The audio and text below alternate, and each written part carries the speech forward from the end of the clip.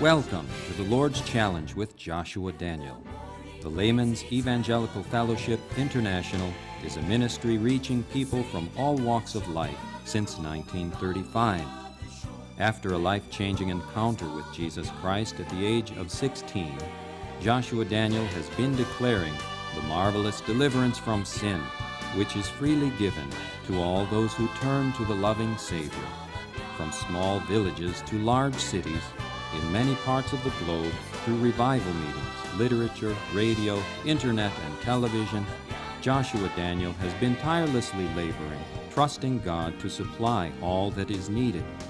Wherever this message has gone out, broken relationships have been restored, sickness healed, ill-gotten money returned, and thieves turned into givers.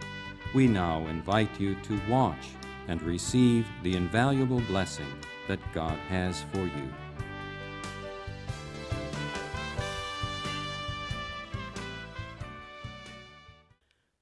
Now, dear friends, here is something which we all love to escape. We love to sidestep and bypass personal blame or guilt or responsibility. When you are not ready to admit what is blatantly a failure or a flaw, my dear friends, that cultivates in your mind a crookedness, a perversion. Now, here was a king, King David. He was ruling a nation. He was leading them in battle. He was also their judge. Now, one day when he saw, as he walked up on his terrace, his neighbor's wife, a beautiful woman, and as he looked on her, he said, I must get her. And by a stratagem, seeing that her husband was out on the front, fighting for the king, he made sure that that man would be put in the forefront of the battle where he would be killed. He took the woman, and the prophet Nathan came to him and said, O king, there is a wealthy man in your kingdom, and besides him was a poor man who had a ewe lamb, which lay in his bosom like a daughter. Now the wealthy man had an abundance of flocks and herds, but when he had a guest, he went and plucked that ewe lamb out of his neighbor's bosom and dressed it and fed his guest. Oh, the king was outraged.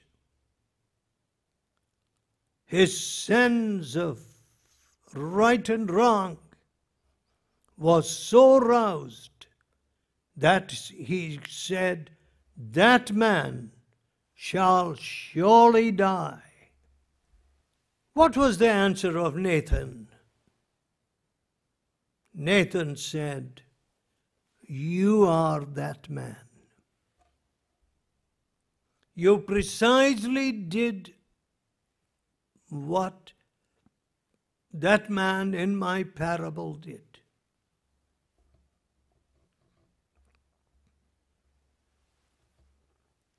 And moreover, you were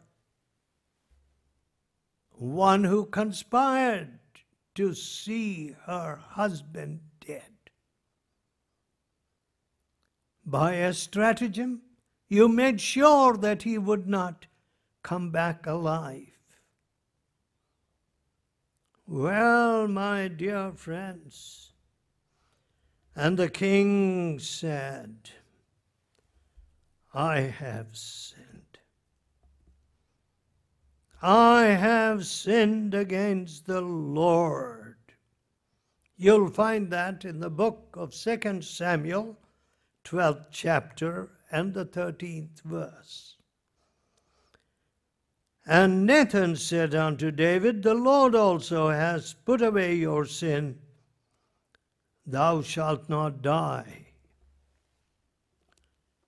The Lord has given you a reprieve, a pardon.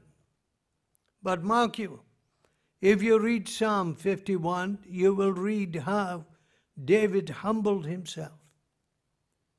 He repented and he cried, deliver me from blood guiltiness, O Lord. Why don't we see more people crying that way today? Blood flowing everywhere. Today I had an email from an area where tribes are called headhunters. Certain tribes, and they vow to kill a man, dispossess him of his lands, and they will carry out that threat. Some 70 houses, homes, were set on fire, as one of my assistants wrote me. Out of an old enmity, born through the years. You know, an unforgiving spirit is everywhere. Some years ago, someone with whom I was driving said to me, look at that city and its skyscrapers. You can buy a woman in that city for $5. I was shocked.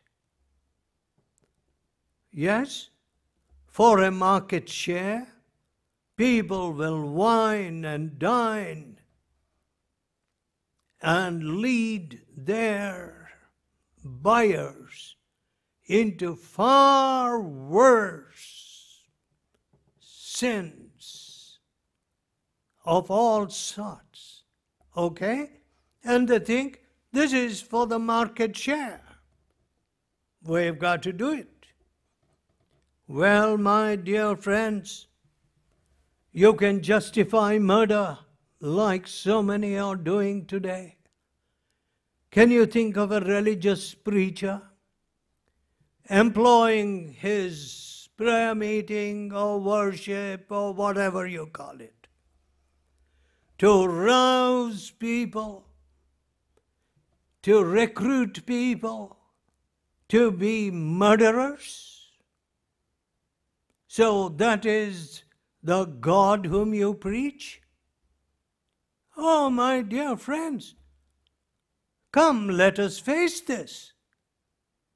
This is perversion of the